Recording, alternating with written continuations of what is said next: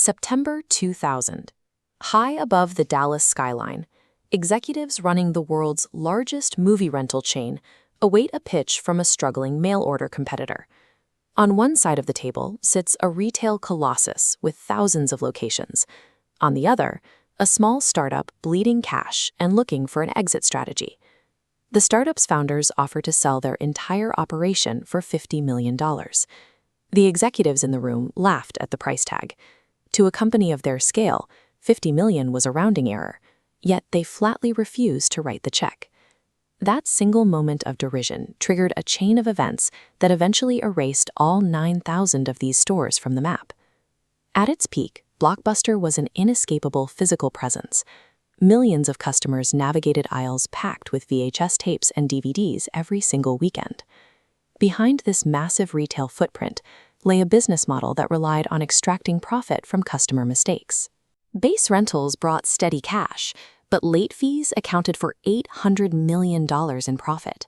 Their success relied on customer frustration. For them to win, customers had to lose. Netflix proposed a subscription model, replacing these volatile penalties with a predictable monthly rate. Adopting this model would have required Blockbuster to voluntarily kill their $800 million golden goose. They were blinded by their most toxic asset. Their heavy reliance on punitive revenue made it mathematically impossible for them to adopt a better way of doing business. Fast forward a few years, the startup survives the dot-com crash, and the threat of mail-order rentals becomes impossible to ignore. With billions in capital, the question remains, why didn't the industry leader simply copy the startup's model and crush them with scale? They were trapped by their own footprint, specifically a network of 9,000 franchise locations. If corporate headquarters eliminated late fees or moved customers to a mail-order system, store owners would lose the foot traffic and penalty income they needed to pay rent. The franchisees revolted, creating total corporate paralysis. The sheer weight of their physical assets made a digital transition impossible from the inside.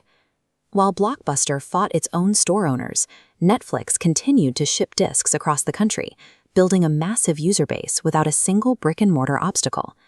The massive infrastructure that built the Blockbuster monopoly had become the exact cage that prevented them from evolving. Netflix utilized Blockbuster's internal civil war to exercise a period of tactical patience. The red envelopes were a Trojan horse. Mailing discs built a massive network of household data points, learning what millions wanted to watch. They used this data to quietly build a digital grid, bypassing the postal service entirely. Once the technology caught up, they launched instant streaming to their massive, pre-existing subscriber base. This shift to digital infrastructure made physical storefronts unnecessary, rendering the legacy model obsolete in a matter of years.